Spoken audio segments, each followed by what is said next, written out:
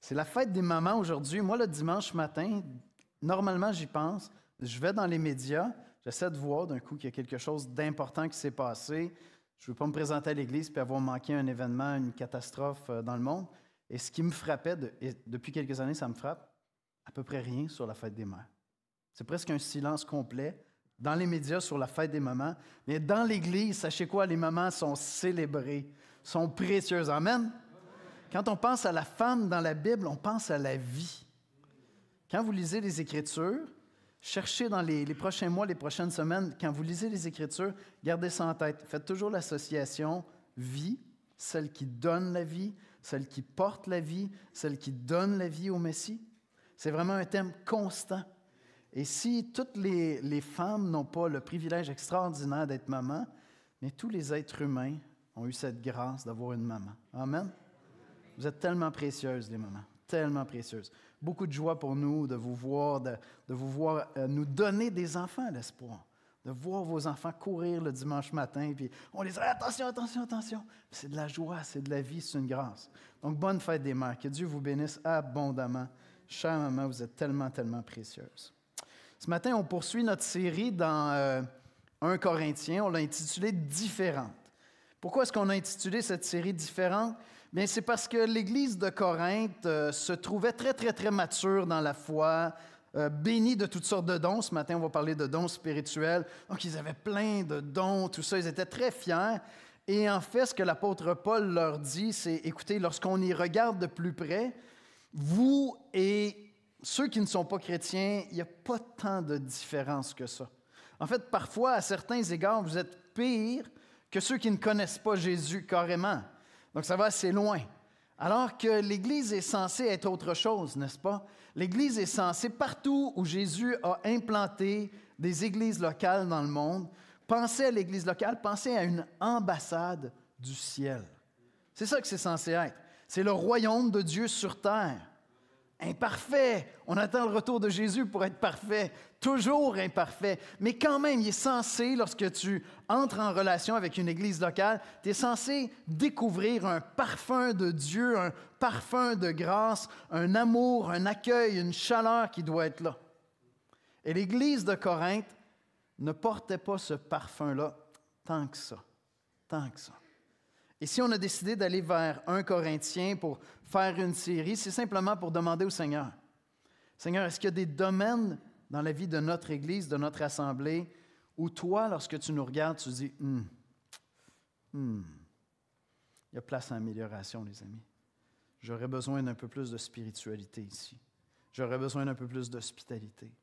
J'aurais besoin que vous preniez à cœur mon nom davantage, que vous preniez à cœur de vous aimer les uns les autres davantage.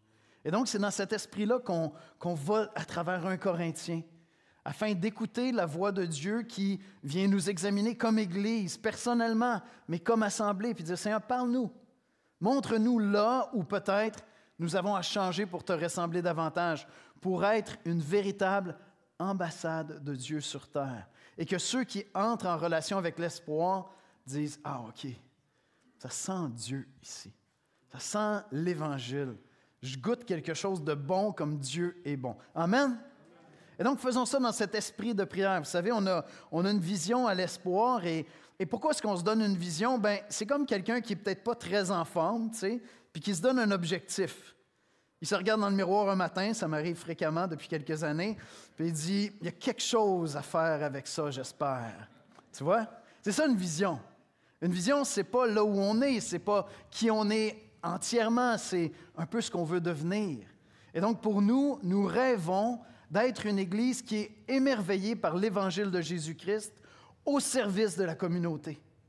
C'est ça notre rêve, être constamment renouvelé dans notre émerveillement, dans notre adoration par l'Évangile de Jésus-Christ, parce que ce que Christ a fait à la croix pour nous, c'est ce qu'il y a de plus beau, c'est ce qui exprime le mieux Dieu, son amour, sa grâce, sa bonté. Et donc, on veut être constamment émerveillé. C'est pas qu'on l'est toujours. Vous connaissez l'Église, vous dites, « Ah, écoute, il pourrait y avoir plus de passion si vraiment on était émerveillé. » Oui, c'est un rêve, c'est une vision, on met ça devant Dieu.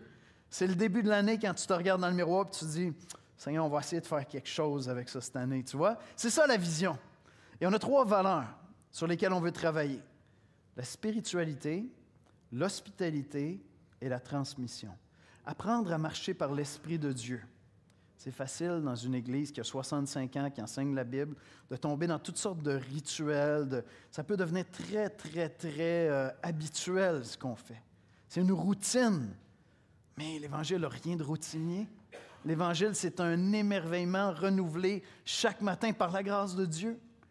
Et donc, on veut marcher non par la chair, non comme on marchait avant d'être chrétien, mais par l'Esprit de Dieu. C'est pour ça qu'on va vers un Corinthien. On veut se remettre en question. Deuxièmement, c'est l'hospitalité. Parce que oui, l'Église grandit et on a besoin de grandir dans notre hospitalité. Ce n'est pas à dire que l'Église n'est pas hospitalière. Déjà, je veux dire, toute la diversité qu'on a ici dans l'Église, la joie qu'on a de se réunir, parle de l'hospitalité de cette Église. Mais il y a place à amélioration, sans l'ombre d'un doute, parce qu'il y a des gens qui se joignent à l'Assemblée et qui disent après quelques mois, « Écoute, je n'arrive pas à connecter. Le premier dimanche, je suis venu, j'ai dit, « Wow, c'est tellement chaleureux. J'ai eu du plaisir à me trouver dans cette Église-là. » Puis finalement, je réalise après quelques mois que je vis un peu de solitude. Oh, OK, on peut grandir dans notre hospitalité. On peut aller plus loin ensemble. Même dans notre intégration, on parlait de ça à la retraite des anciens. Cette idée vraiment de s'intégrer les uns aux autres puis d'apporter notre contribution, notre saveur, notre couleur, nos goûts à l'Église de l'Espoir. Et notre troisième valeur, c'est la transmission. C'est la transmission parce que ça, c'est la grande mission que Jésus-Christ nous a donnée jusqu'à son retour. Allez, faites de toutes les nations des disciples. Et donc, à l'Espoir, notre vision, c'est de toujours avoir la main ouverte. Tu arrives ici à l'Espoir, notre objectif, c'est que tu découvres Jésus-Christ, si ce n'est pas déjà le cas. C'est que tu grandisses dans ta foi. C'est que tu t'épanouisses au maximum de tes dons pour le bien de l'Église. C'est ce qu'on va parler ce matin. Et après, la main est encore ouverte. Le jour où Dieu t'appelle à aller bénir une autre assemblée, à aller implanter, à aller servir, à partir en mission, la main est ouverte. Tu vas toujours partir avec notre bénédiction. Pourquoi? Parce qu'on veut transmettre, c'est ça qu'on veut faire. On veut transmettre l'Évangile dans la ville. On veut transmettre l'Évangile à nos enfants. Amen? On veut transmettre l'Évangile à la prochaine génération. On veut faire des disciples. On veut transmettre l'Évangile jusqu'aux extrémités de la terre. Et donc, c'est une valeur qui est là historiquement à l'Espoir. On forme ici, on envoie. Mais en même temps, on réalise qu'il faut se rappeler cette valeur-là pour continuer à s'y investir à fond. Et ce matin, on va aller voir notre vision et ces trois valeurs-là dans le contexte d'un Corinthiens 12. Vous allez voir, on parle du service, de dons spirituels, c'est pas mal intéressant.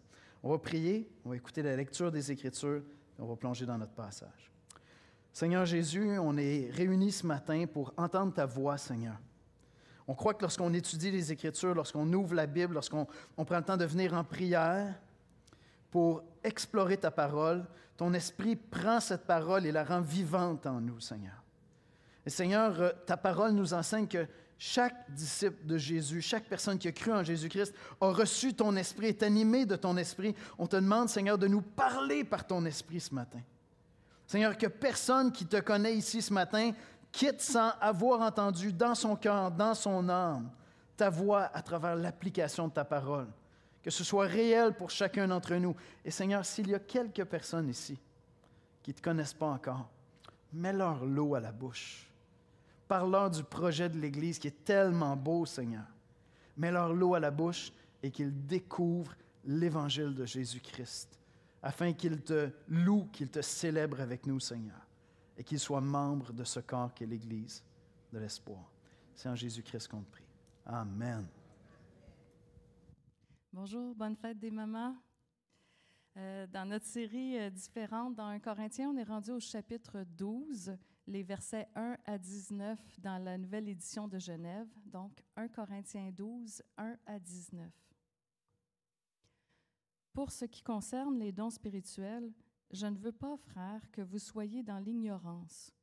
Vous savez que lorsque vous étiez païens, vous vous laissiez entraîner vers les idoles muettes, selon que vous étiez conduits. C'est pourquoi je vous déclare que personne, s'il parle par l'Esprit de Dieu, ne dit « Jésus est anathème » et que personne ne peut dire « Jésus est le Seigneur » si ce n'est par le Saint-Esprit. Il y a diversité de dons, mais le même Esprit, diversité de ministères, mais le même Seigneur, diversité d'opérations, mais le même Dieu qui opère tout en tous. Or, à chacun la manifestation de l'Esprit est donnée pour l'utilité commune.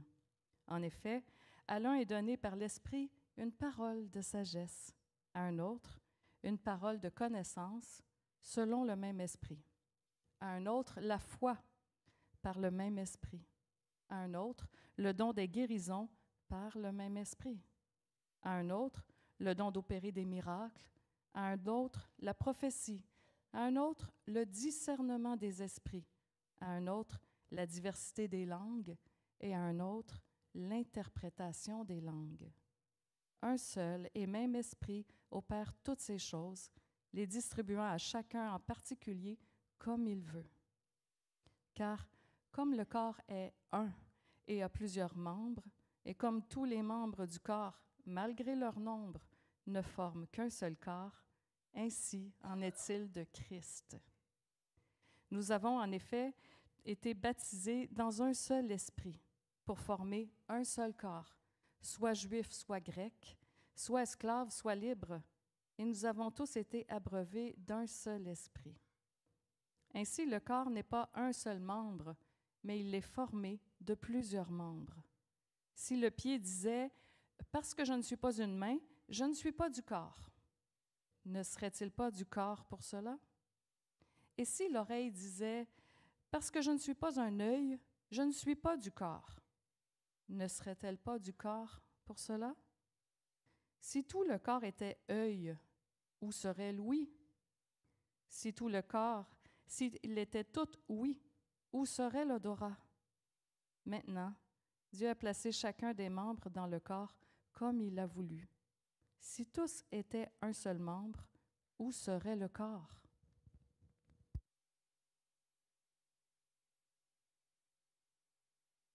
Merci, Esther.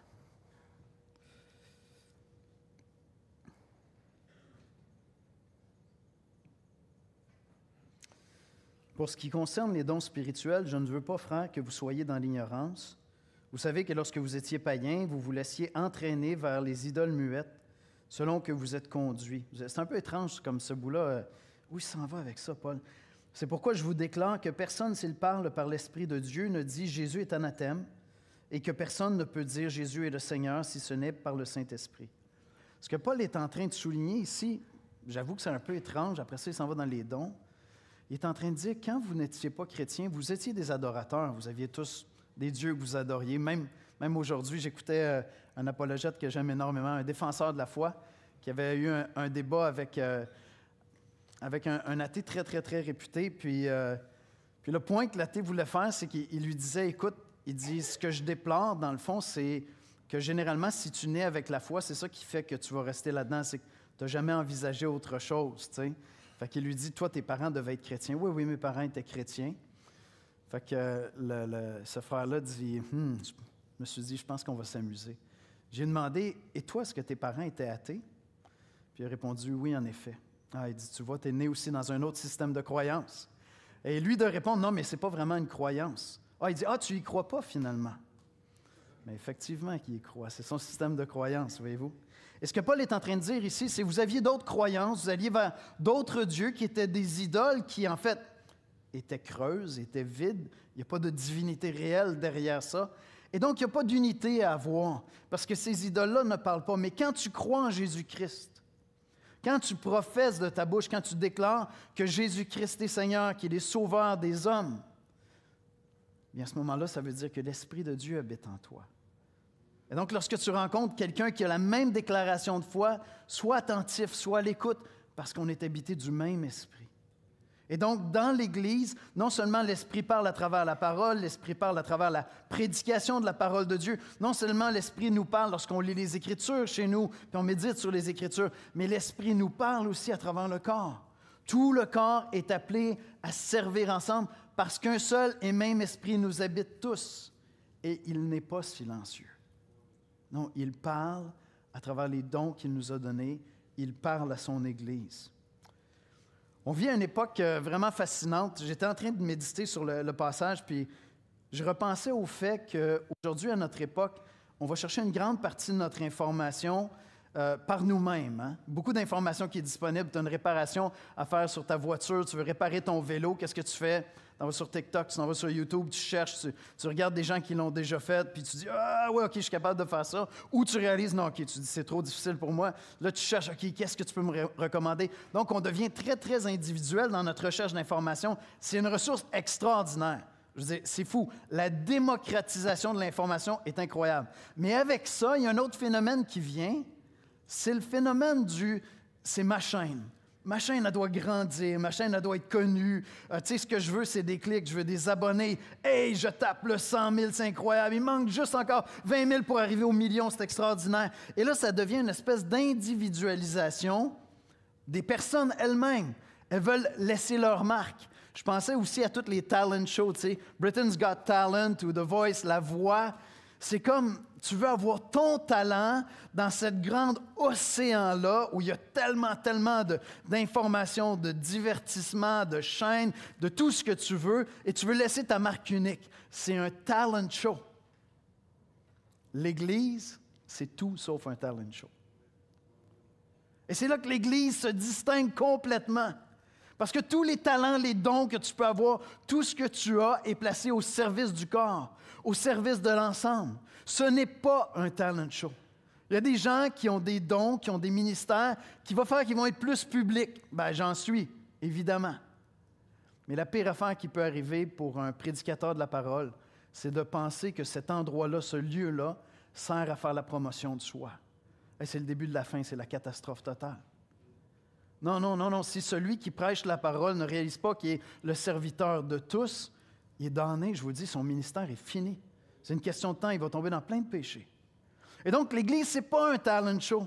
L'Église se démarque de la culture, elle est différente de la culture parce que, justement, on veut t'aider à servir, on veut t'aider à voir que tu as un rôle à jouer dans l'Église, mais ça ne sera pas pour laisser ta marque. Non, on est des passeurs, les chrétiens. Je le dis souvent ici à l'Église, je suis béni personnellement de ne pas avoir implanté cette Église parce que dans mon esprit, c'est tellement pas mon Église. C'est l'Église de Jésus, mais c'est l'Église d'Élisée-Beau. C'est quelqu'un d'autre qui l'a implanté. Je suis un passeur. Je suis juste un passeur. Et jusqu'au retour de Christ, on est des passeurs. C'est juste ça qui compte pour nous, c'est apporter une contribution selon les dons que Dieu nous a donnés. Ce n'est pas un talent show. Voici comment je résume l'exposé biblique de ce matin. On va voir ensemble que l'Évangile nous unit par l'Esprit en un seul corps, où chacun reçoit un don pour servir et édifier. Chacun d'entre nous. Si ta bouche déclare que Jésus-Christ est Seigneur, Dieu t'a donné un don pour le bien du corps, pour son édification. Toute l'activité chrétienne, quelle qu'elle soit, tous les dons spirituels est le fruit d'un seul et même esprit. Ce n'est pas un esprit individualiste. C'est l'Esprit de Dieu. C'est un esprit qui nous pousse à mettre en commun. Un seul esprit nous a rendus vivants pour Dieu et membres d'un seul corps. Voyez-vous, Dieu nous appelle à marcher par l'Esprit dans une Église émerveillée par l'Évangile. Et ça veut dire qu'il faut être conscient que cet esprit-là nous habite tous. Si tu es chrétien, tu profètes Jésus-Christ, l'Esprit de Dieu est en toi. Et il veut te conduire à édifier, à servir le corps. Au verset 4 à 6, on lit « Il y a une diversité de dons, mais le même esprit. Diversité de ministères, mais le même Seigneur. Diversité d'opérations, mais le même Dieu qui opère tout en tous. » Voyez-vous, le Saint-Esprit est la source unique de la vie et des dons spirituels. Bien comprendre ce que c'est le christianisme demande de bien comprendre qui est l'Esprit Saint.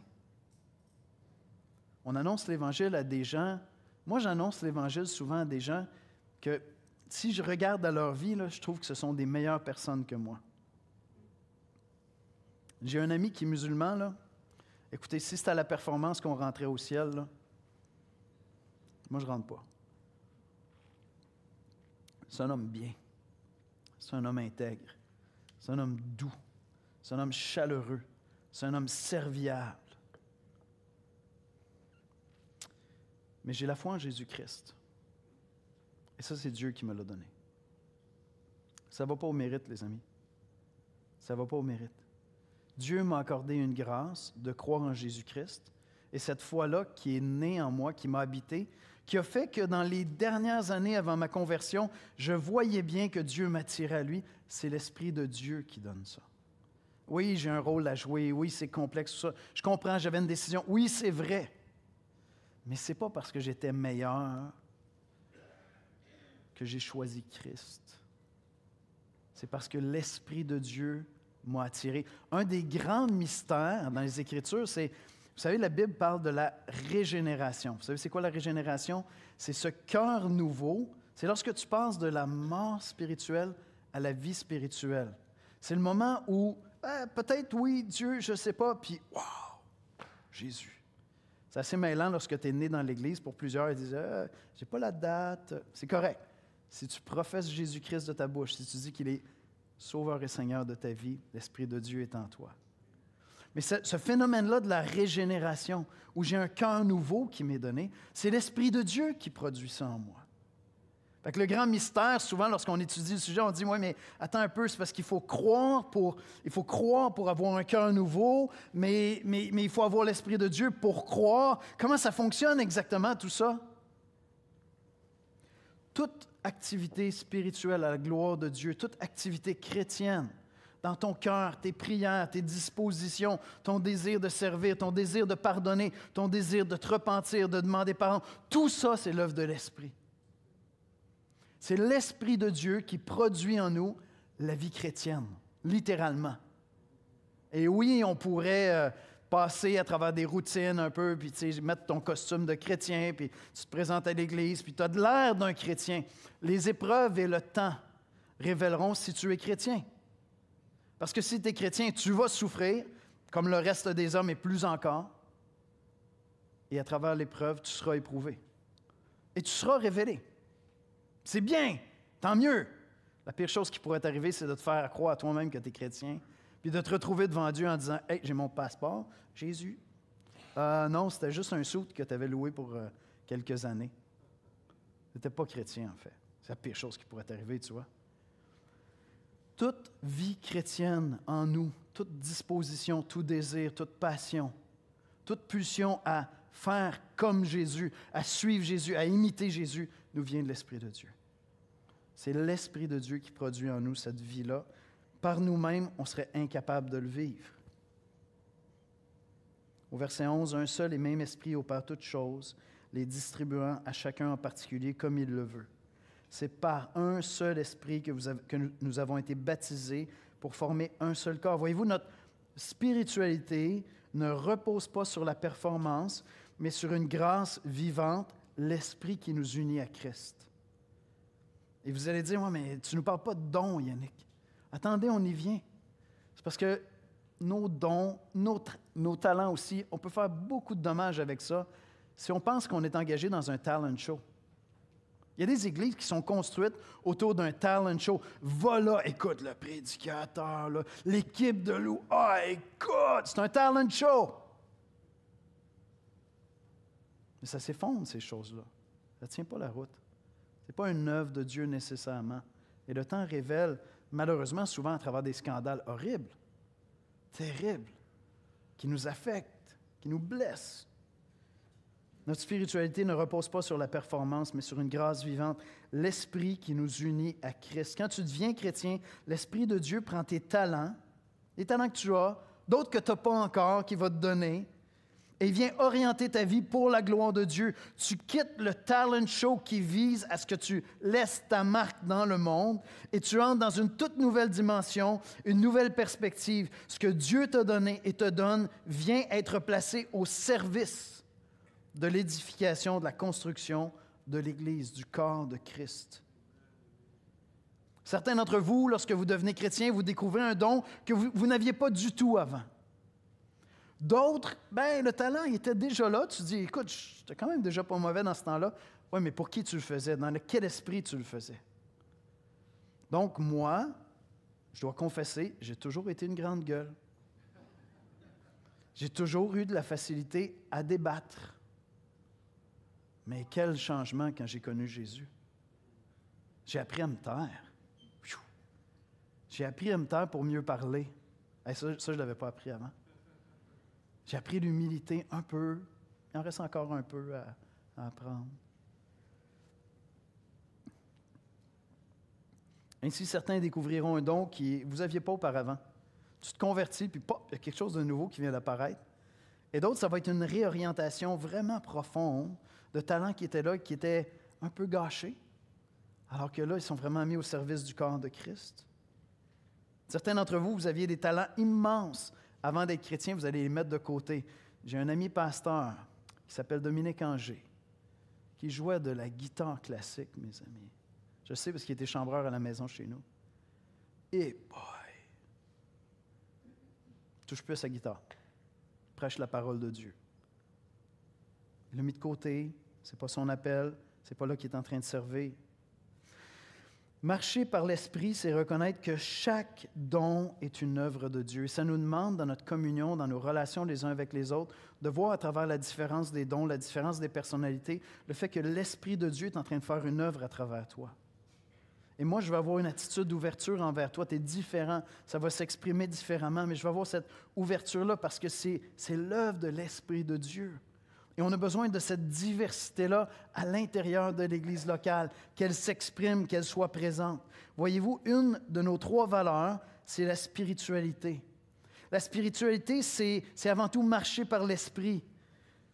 Avant, ce qui importait, c'est que je trouve ma place au risque de prendre la place de quelqu'un d'autre. Aujourd'hui, je veux simplement contribuer. Et des fois, je suis en avant, des fois, je suis en arrière. Des fois, on me dit, « Merci, tu peux t'asseoir. Aujourd'hui, tu vas juste chanter des chants de louange. Aujourd'hui, tu vas prier. Ah non, on a besoin de toi, la porte vient nous aider. Est-ce que tu pourrais recevoir quelqu'un à la maison? » Ce n'est pas important. Ce qui est important, c'est que je sois en train de servir le corps, c'est tout. Ce n'est pas dans le même esprit. Je veux marcher par l'Esprit Saint, un seul et même esprit, opère toutes ces choses, les distribuant à chacun comme il veut pour l'édification du corps. C'est un seul et même esprit qui opère toutes choses comme il le veut. La vie par l'Esprit, c'est recevoir, discerner, exercer les dons avec émerveillement et humilité.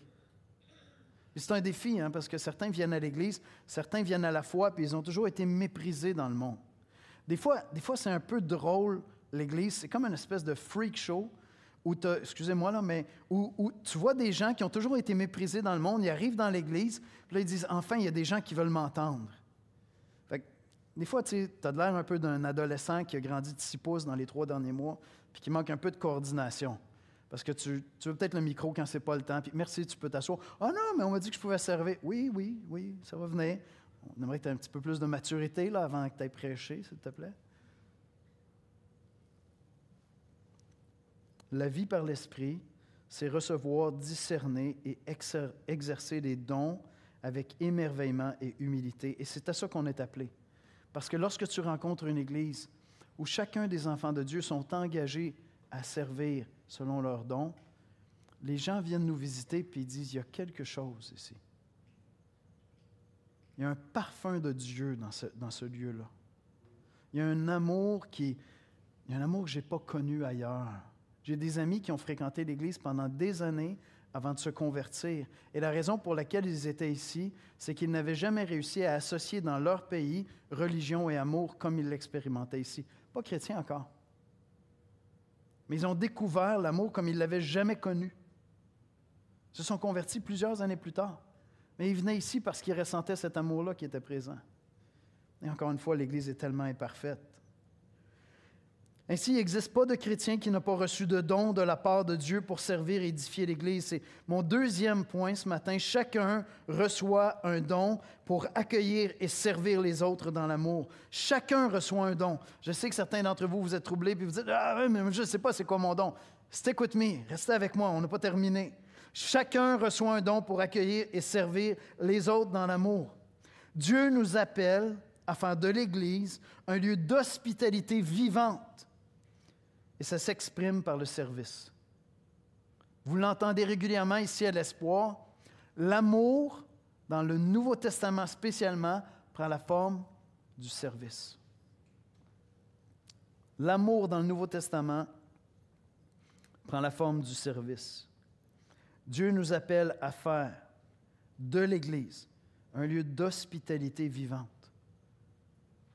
Parce que c'est ça, être hospitalier, c'est servir, hein? On reçoit des gens tantôt là, à dîner chez nous. Mes amis, on a couru hier soir, ce matin, OK, est-ce que tu es prêt? C'est ça l'hospitalité, c'est servir. C'est littéralement ça. Et ça s'exprime par le service. Voyez-vous, l'Église est un corps harmonieux où personne n'est utile ni de trop. Et là, je sais, il y en a qui disent harmonieux, attends, là. C'est beau l'Église, je vous dis. Très imparfait, mais c'est vraiment beau l'Église de Christ. Paul dit au verset 26, « Et si un membre souffre, tous les membres souffrent. Tous les membres souffrent avec lui. Si un membre est honoré, tous les membres se réjouissent avec lui. » Alors, dans l'Église, on n'est pas tous en train de servir en même temps. Il y a des membres du corps qui souffrent. Je vous ai partagé, ça fait 1 an là, environ là, que j'ai commencé à faire du bloc, de l'escalade. J'ai découvert que j'avais un tendon ici, qui était vraiment utile. Il est tout petit, mais il est vraiment utile quand tu veux grimper après un mur. Puis là, ce tendon-là, il a toute mon attention. C'est le tendon dans mon corps qui reçoit toute mon attention. Si jamais vous me croisez, vous me voyez en train de faire ça, là, je suis en train de masser mon tendon pour qu'il guérisse. Il est à mi-chemin, là. Il est à mi-chemin, je peux grimper, ça fait plus mal. Mais il y a encore une boule dans le tendon. Ce tendon-là a toute mon affection. C'est drôle, j'ai jamais aimé autant un tendon de mon corps. Je me flatte pas tellement les tendons, vous voyez. Je suis pas là comme « Oh, le beau tendon! » Mais celui-là a toute mon attention. On n'est pas tous en train de servir en même temps. Il y a des membres qui souffrent. Et s'il y en a un qui souffre, on souffre avec lui, c'est correct. Vous dites, attends Yannick, tu me parles de service, mais je suis tellement pas là. Si tu vois comment je suis brisé en dedans actuellement. On souffre avec toi, frère, sœur. On est appelé à souffrir avec toi.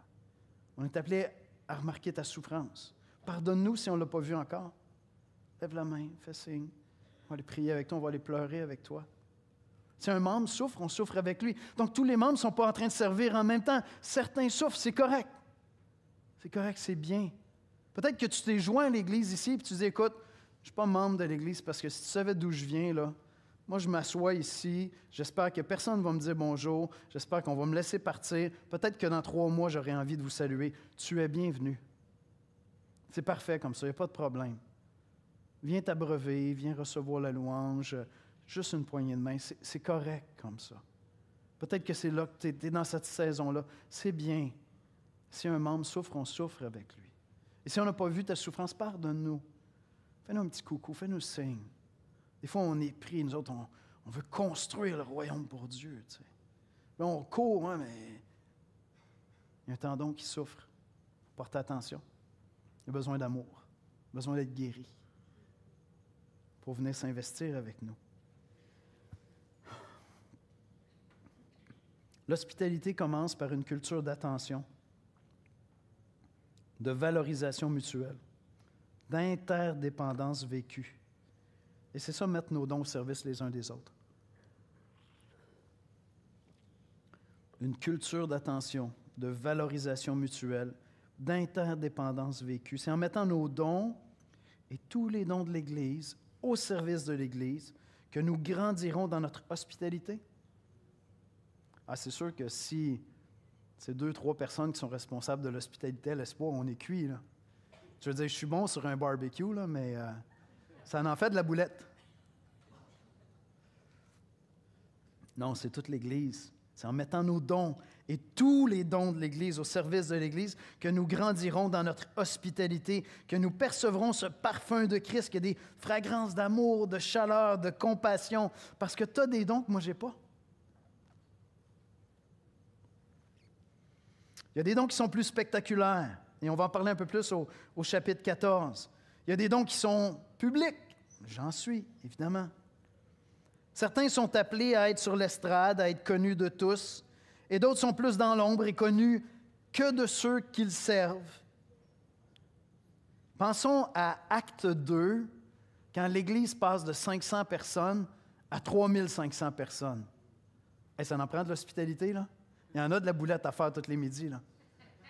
Vous comprenez? Il y en a des coups de balai qui se passent puis des maisons qui s'ouvrent. Il faut prendre soin de toute l'Église parce que c'est ça le corps de Christ. Bouf! Un ado en pleine croissance, c'est stéroïde. 500 à 3500. On est mieux de tous s'y mettre, je pense.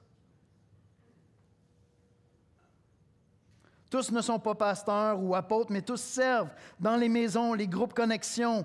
Il y avait des groupes connexion dans Acte 2, vous savez ça? Partout, c'était des experts des groupes Connexion. Ils ouvraient leur maison, à prier ensemble, à préparer de la nourriture, à donner pour de la nourriture, à ouvrir leur maison, à visiter un frère, une soeur malade, à garder les enfants les uns des autres, à se consoler les uns des autres, alors qu'ils traversent des deuils. Aller voir un frère qui est dans le deuil, puis simplement aller le consoler. Certains sont appelés au ministère de la prière ou de l'accompagnement. Vous savez, une des réalités au Québec, c'est que lorsque quelqu'un vient à Christ, généralement, on dit au Québec, il est magané. On vient de familles dysfonctionnelles. On est les experts de la dysfonctionnalité, peut-être en Amérique du Nord. C'est ça la réalité. Et plus ça avance, pire ça devient. Confus, brisé, magané. Et dans l'Église, tu trouves le père que tu n'as jamais eu, tu trouves la mère que tu n'as jamais eue, tu trouves des mères. Il y en a plein. Moi, j'ai plein de mamans ici, là. Ça fait trop longtemps que je suis ici, peut-être, là. J'ai plein de mamans. C'est correct, c'est génial. Un frère, une sœur, un grand frère, une grande sœur qui marchent avec toi. Et des fois, c'est juste ça, ton ministère, c'est de marcher à côté de quelqu'un et de dire, écoute, as-tu de la difficulté à lire la Bible régulièrement, à prier? J'aimerais ça, juste, on va faire ça ensemble. Ouais, j'ai vu, je suis dans le plan de lecture, j'ai vu que tu étais là. On va lire la Bible ensemble, on va partager ensemble. Écoute, c'est peut-être le plus beau cadeau spirituel que cette personne-là va recevoir de toute sa vie. Ton don peut très bien être de marcher à côté d'un frère, d'une sœur, tout simplement. Il y a toutes sortes de dons qui sont ici, mais en fait, il y en a plein d'autres dans les lettres de Paul. Et on va parler davantage des dons spectaculaires, je vais dire comme ça, au chapitre 14. Parce que l'accent de ce chapitre-là est plutôt sur l'utilité de tous les dons pour le corps de Christ. Cette semaine, je parlais avec, elle n'aimerait vraiment pas ça que je la nomme, fait que je vais la nommer, avec André, qui vient nous assister au bureau. André, elle a un don unique. Elle a le don d'être scribe. C'est une scribe dans sa nature. C'est quelqu'un qui remarque les détails, tu sais. Est-ce que vous appréciez les PowerPoint le dimanche matin? Oui, mais peut-être qu'on peut la remercier.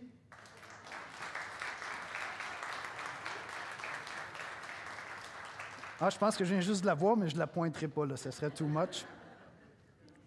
Moi, je n'ai pas ce don-là. Moi, vous me donnez un formulaire. Tous les formulaires ont des erreurs. Je les reçois 3 mois plus tard. Il y a une erreur, vous n'avez pas mis votre numéro de téléphone. Shot, j'avais prié 3 fois, tu sais. J'avais fait le tour de mon formulaire, tu sais, en faisant des louanges. C'est juste pour pas faire... J'ai pas le don de scribe. Moi, je scrape tout ça. Mais c'est tellement précieux parce qu'André porte attention à des détails, archive notre histoire, nos minutes, puis ce qui s'est passé, puis ça célèbre la gloire de Dieu. On est en train de faire la liste des gens qui se sont fait baptiser depuis 65 ans, l'espoir. Est-ce que c'est pas merveilleux? C'est glorieux, c'est beau! Le don de scribe, bon, c'est un don particulier. Il y a toutes sortes de dons qui sont placés au service de Dieu. Dieu honore spécialement ceux qui paraissent les plus faibles dans l'Église. Il dit au verset 24-25, Paul dit, « Tandis que ceux qui sont décents n'en ont pas besoin. Dieu a disposé le corps de manière à donner plus d'honneur à ceux qui en manquaient et afin qu'il n'y ait pas de division dans le corps, mais que les membres aient également soin les uns des autres. » Dieu a donné plus d'honneur à certains. Une des choses qui est fantastique avec l'Église, c'est que, tout à l'heure je le mentionnais, il y a des gens qui arrivent dans l'Église, aucune confiance en eux, ils ont toujours été méprisés. Et personnellement, vous allez avoir de la difficulté à vous projeter, là, à associer ça à moi. Mais moi, j'étais le gars qui se faisait attendre à la sortie de l'autobus. Les bullies, j'étais la cible préférée des bullies à l'école, jusqu'à temps que je devienne un petit bum. Moi, je suis quelqu'un d'hyper timide. Là. Je sais que c'est très weird, mais vous me regarderez. Si je ne viens pas vers vous, là, c'est parce que je suis timide, c'est pas parce que je ne suis pas intéressé. D'accord? Donc, venez vers moi, ça me fait plaisir. Je suis un gars vraiment timide. Je suis arrivé dans l'Église, puis là, tout d'un coup, on m'a dit, « Hey, Yannick, je pense que tu comprends la Bible, tu veux apporter quelque chose à la jeunesse? » L'Église est le terreau où j'ai complètement fleuri. Et pendant que j'étais en train de préparer ça, je pensais à une sœur qui est arrivée ici, méprisée toute sa vie. Une petite madame, pour ne pas la nommer Carmen, qui est arrivée à l'Église. C'est ça qu'elle nous partageait. Elle dit, « Mais là, je découvre des gens qui m'aiment, puis vous savez quoi? Carmen a des paroles de sagesse. » Elle a toujours son explication à elle. C'est très spécial quand Carmen t'explique un principe de la vie, ça sort juste de Carmen. Il y a juste elle pour faire ça. Mais je ne sais pas combien de fois Dieu m'a repris à travers cette sœur-là. Et donc, il est arrivé dans l'Église, puis il a trouvé sa place dans l'Église. Parce que tous les dons sont utiles à l'intérieur de l'Église. Je pensais dernièrement à certaines personnes qui ont un handicap.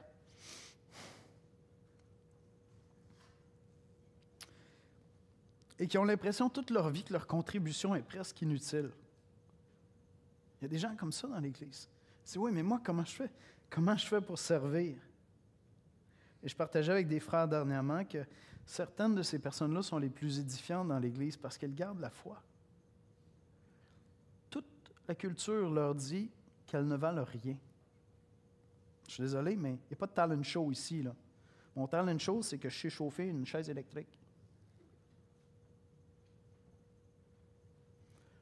Mais le simple fait que vous gardez la foi, vous marchez dans la foi, c'est tellement édifiant.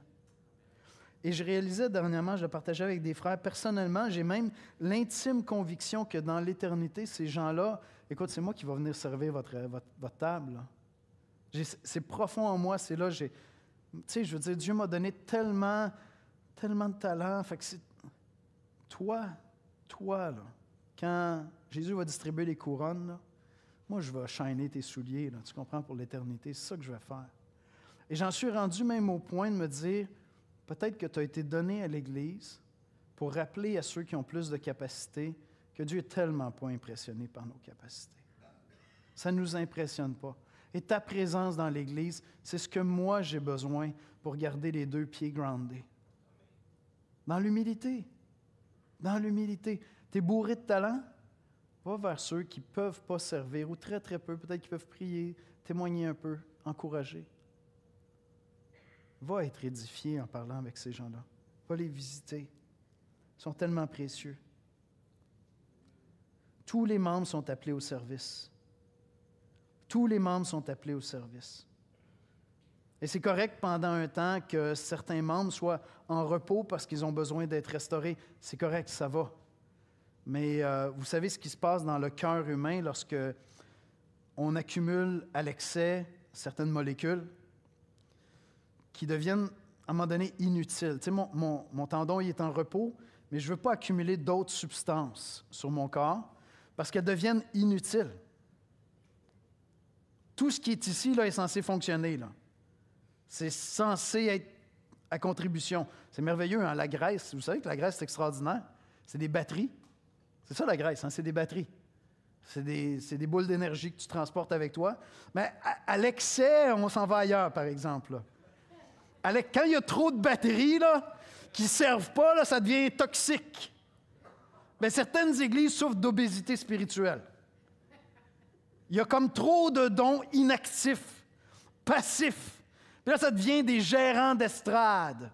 Vous savez, c'est quoi un gérant d'estrade? Au Québec, on dit des gérants d'estrade. Tu sais, c'est les parents qui vont regarder les matchs de sport de leurs enfants et qui savent tellement mieux que le coach ce qu'ils devraient être en train de faire. Puis ils crient après, là, tu sais, ou c'est le gars qui est à côté de toi dans l'auto. C'est pas lui qui a le volant. Ton ministère aujourd'hui, c'est de rendre la route agréable. C'est pas de me dire quoi faire. Tais-toi, s'il te plaît. Ton anxiété, garde-la pour toi. C'est pas ça ton appel. T'as pas le volant. C'est moi qui chauffe. Merci, gérant d'estrade. Mais dans l'Église, si tu es un enfant de Dieu comme moi, et si tu n'es pas dans une situation où tu as besoin qu'on prenne soin de toi comme mon tendon, tu es appelé à servir. Tu es appelé à servir parce que tu pourrais devenir un excès d'énergie qui deviendrait de l'énergie négative et nuire à l'ensemble du corps. Et comment est-ce qu'on règle ça quand il y en a trop? Bien, on arrête un peu d'en entrer, puis on fait plus d'activités. Tu as besoin de servir.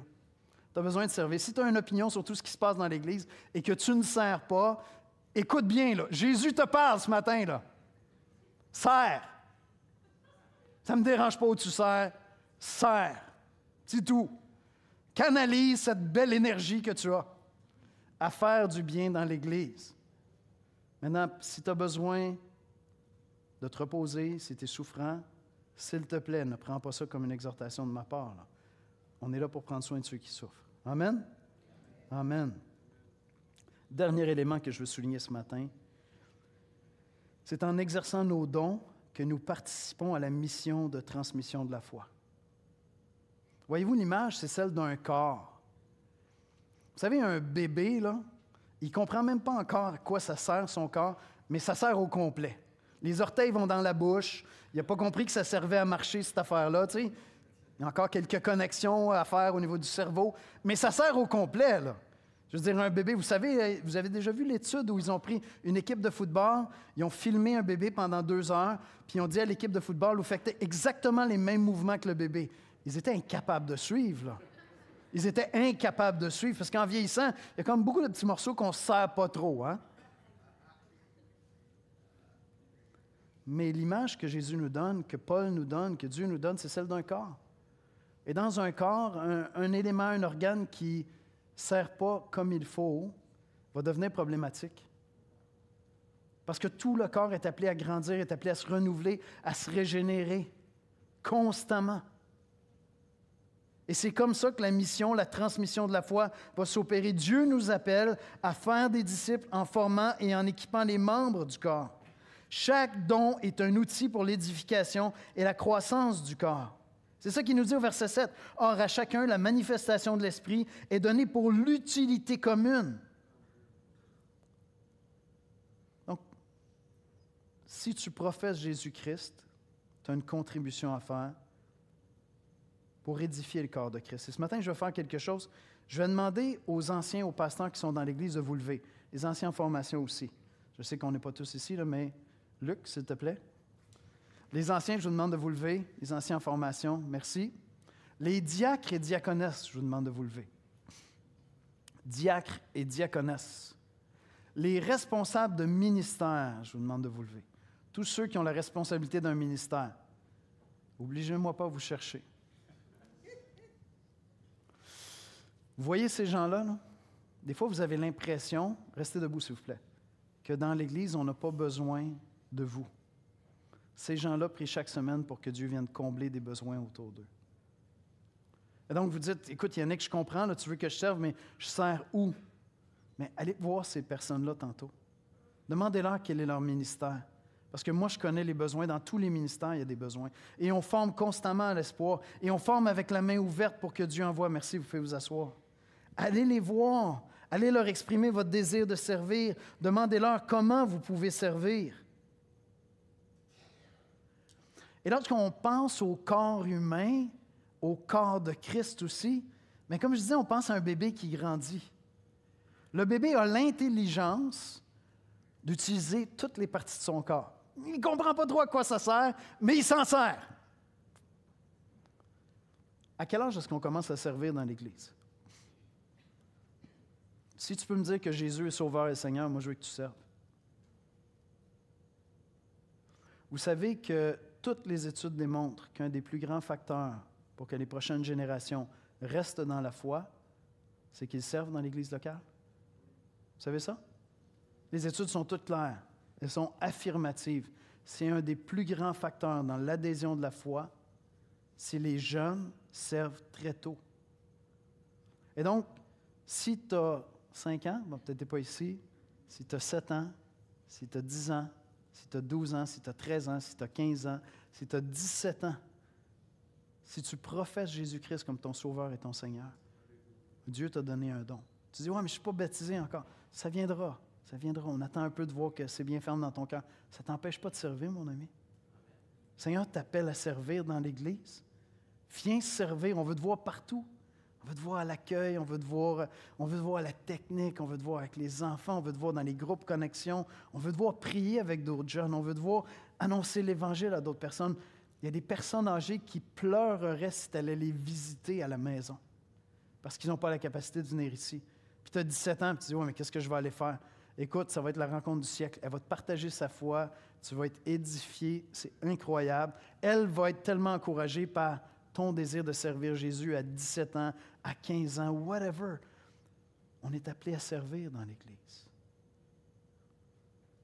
Quel que soit ton âge.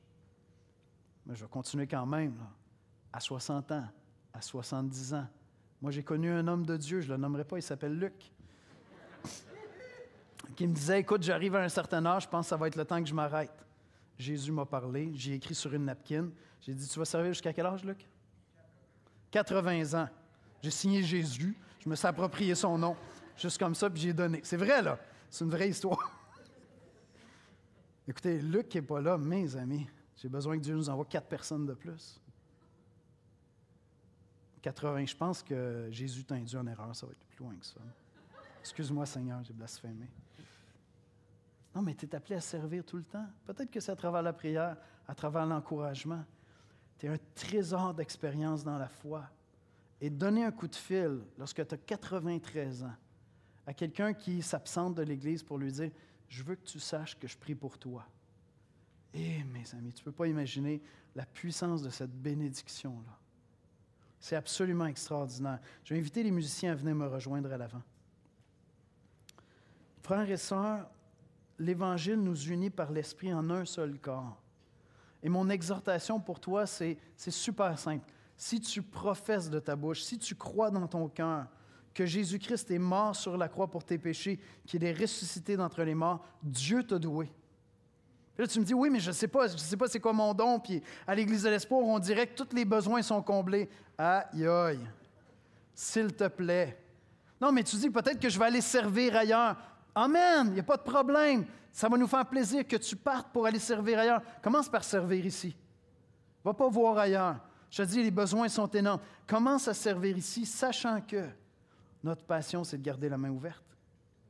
Viens grandir avec nous. Fais tes gaffes ici, puis va bénir plus tard. Pas de problème. Pas de problème.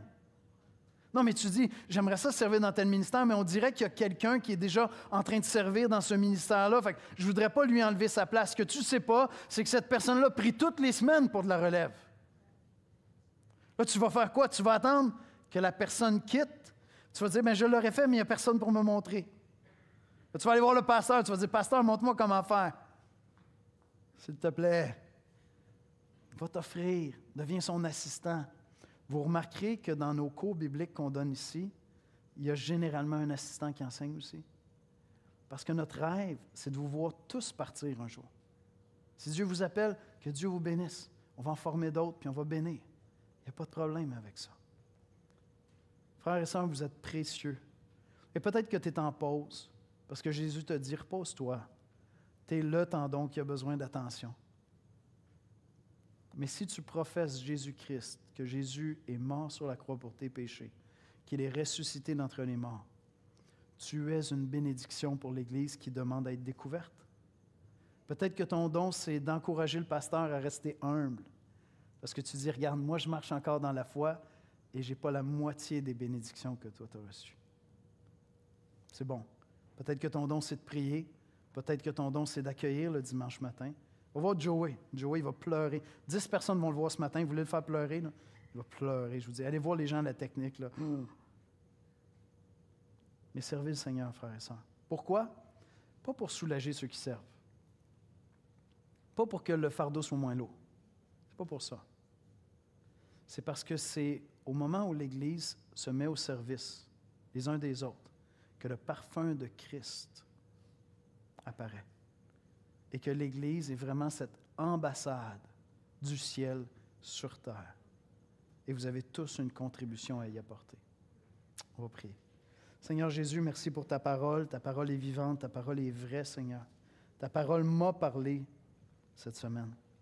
Et je te prie, Seigneur, de parler puissamment à chacun à travers la louange. Viens ancrer, Seigneur, cette prédication dans nos cœurs, viens nous conduire dans le service, viens nous amener à s'engager envers ton corps. Vraiment, sincèrement, sérieusement. Seigneur, je te prie d'encourager ceux qui sont dans l'abattement et qui disent « Ah, j'ai servi Yannick, mais je ne suis pas en état de servir. » Viens les encourager. Place à côté d'eux, Seigneur, des gens qui vont les relever, qui vont prendre soin d'eux, qui vont venir les encourager, qui vont venir pleurer avec eux, Seigneur. Et donne à chacun, Seigneur, de découvrir un endroit déjà pour servir et tranquillement découvrir son don, mais simplement se placer au service du corps de Christ. Merci, Seigneur, pour l'Église de l'Espoir. Merci pour chacun des membres de cette Église, Seigneur. Chacun sont précieux. Seigneur, on veut s'engager à porter ce parfum de Christ à travers notre service les uns auprès des autres. Et c'est en Jésus-Christ que nous t'avons prié. Amen.